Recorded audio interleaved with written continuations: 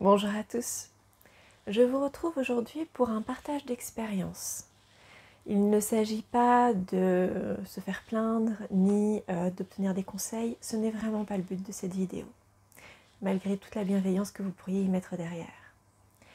Le but, c'est vraiment de vous montrer comment est-ce qu'à travers une expérience de vie, on peut en apprendre plus sur soi, sur son personnage et apprendre à le transcender. Cette idée de vidéo m'est venue suite à la conversation que j'ai eue avec une personne sur Instagram qui me disait qu'elle ne comprenait pas que l'univers puisse laisser les choses se passer comme ça. Et eh bien c'est la réponse à cette question. L'univers laisse les choses se passer comme ça pour pouvoir en apprendre plus sur nous-mêmes, sur nos personnages et pour apprendre à les transcender, à aller au-delà. Donc cette expérience que je continue à vivre encore aujourd'hui, c'est celle de la publication de mon livre. Il suffira d'une étincelle. En décembre l'année dernière, la maison d'édition, les éditions Maya, a accepté de publier mon manuscrit. Il y a plusieurs choses qui ont commencé à se passer dès ce moment-là. La première, c'est que ce livre est vraiment né de mon étincelle. Ce n'est pas moi, Morgane, qui ai décidé de l'écrire. Ce n'est pas moi, Morgane, qui ai décidé ce qu'il y aurait dedans. Il a vraiment été une inspiration. C'est quelque chose qui a été plus grand que moi. Donc évidemment que de voir la publication de ce livre a été une grande joie pour moi. Mais il m'a permis de voir beaucoup de choses au niveau de mon personnage. Parce que cette grande joie, elle a été accompagnée d'un mécanisme de mon personnage qui a été de se dire « Enfin, je vais publier un livre, donc je vais être légitime à parler de spiritualité. » Ça a été le premier mécanisme, le premier masque que cette expérience m'a permis d'identifier au sein de mon personnage. Ensuite, dans les étapes de la publication de ce livre, bien, il y a eu la signature du contrat d'édition, bien évidemment, et la mise en place de ce contrat d'édition, avec une période de prévente et puis des obligations de part et d'autre.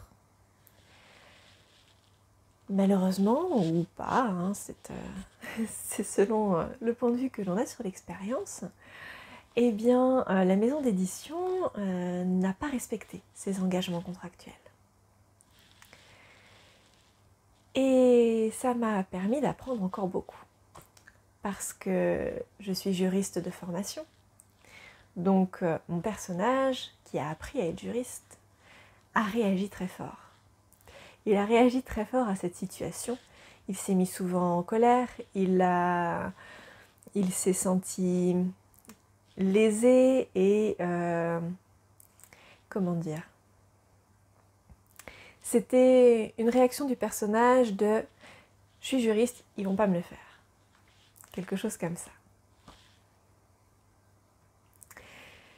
Donc j'ai pu me rendre compte, à travers ce conflit avec la maison d'édition, que le personnage de juriste, malgré le fait que ma carrière de juriste est terminée, puisque je suis passée à autre chose, que ce n'est plus le cœur de mon métier, et bien que ce personnage de juriste était encore très ancré, qu'il était encore très présent et prêt à se réveiller à la moindre occasion. Alors il y a plusieurs explications à cela. Il y a le fait que quelque part, la carrière de juriste, je ne l'ai pas forcément choisie. Moi, mon rêve, c'était de travailler avec les chevaux quand j'étais petite. Mais comme j'étais très bonne à l'école, que j'étais dans une famille où il y avait des difficultés un petit peu particulières, eh bien, on ne m'a pas vraiment laissé le choix de ma carrière, de ce que je voulais faire. Et il y avait de fortes attentes aussi sur moi. Donc, eh bien, je me suis dirigée vers la voie qu'on me traçait et pas la voie que mon étincelle me traçait. Donc, je me suis dirigée vers la carrière de juriste. Et bien, quand on fait du droit, il y a toujours ce côté un petit peu légitime. Parce que on est capable de comprendre la société, on est capable de se défendre en cas de soucis juridiques, on est capable d'apporter des conseils aux personnes au niveau juridique. Donc il y a quand même un côté de légitimité qui va avec l'aspect juriste. Et eh bien, cette expérience m'a permis de reprendre conscience de tout ça, de revenir travailler sur tout ça. Plus j'ai pris conscience de ce personnage et des masques qui allaient avec, donc le masque du juriste, le syndrome de la petite fille parfaite, les blessures qui étaient associées, le syndrome d'illégitimité. Plus j'ai apaisé tout cela en moi, eh bien, la situation s'est dénouée presque d'elle-même. Parce que les échanges avec la maison d'édition étaient très tendus. J'ai dû leur rappeler un certain nombre de fois leurs obligations contractuelles. Mais quand moi je me suis apaisée, eh bien la maison d'édition a fini par accepter de respecter son contrat d'engagement, son contrat d'édition. Donc ça n'a pas été au terme d'un dialogue avec la maison d'édition. Ça a vraiment été au terme de mon travail intérieur. Quand moi, j'ai arrêté de me contracter, quand j'ai arrêté de mettre mon personnage en défense, parce que cette situation venait réveiller des choses en moi. Et du coup, mon personnage s'est réveillé pour me défendre, pour me protéger. Et en apaisant ce qui se passait à l'intérieur de moi, le personnage n'avait plus besoin de protéger. Et donc, la situation n'avait plus lieu d'être. Donc ça a permis d'avancer, comme cela, dans le cadre de la publication du livre. L'été passe, la maison d'édition passe à la publication du livre, sans obtenir mon autorisation préalable, comme ça aurait dû être le cas, notamment pour l'écriture intérieure du livre. Et les contributeurs qui ont reçu le livre m'en ont fait part. C'est quelque chose qui a pu les gêner. C'est que l'écriture intérieure est vraiment très petite. Et c'est difficile à lire. Je vais prendre par exemple un livre derrière moi. Juste pour l'exemple. Voilà. Il y a quand même une sacrée différence.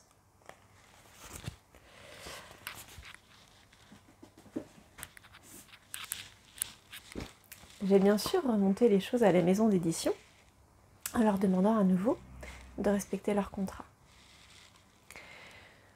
Ce à quoi ils ont répondu, et je vous le partage parce que c'est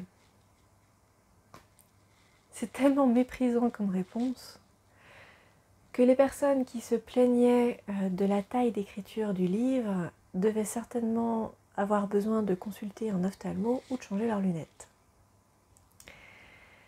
Et je vous ai parlé à de nombreuses reprises de ne plus accepter l'inacceptable.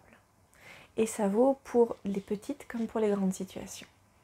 Ça vaut pour ce que l'on peut voir dans le monde comme pour des situations qui peuvent paraître un peu superficielles comme cela. Mais pour moi, c'était inacceptable de parler de cette manière eh bien, de personnes qui avaient contribué à la naissance de ce livre. Et c'est là que j'en ai parlé avec une personne sur Instagram qui a contribué à ce livre et qui m'avait notamment fait part de ses difficultés à pouvoir le lire. Et comme quoi, il n'y a jamais de hasard. comme quoi nous sommes vraiment guidés. Parce que cette personne m'a parlé d'organismes que je ne connaissais pas, qui pouvaient aider les auteurs dans leur litige avec les maisons d'édition. Et j'ai pris contact avec l'un de ces organismes qui va pouvoir m'accompagner et qui surtout m'a proposé une solution que je n'avais pas envisagée. Que je n'avais pas envisagée parce que problème de légitimité et parce que je ne pensais pas cela possible.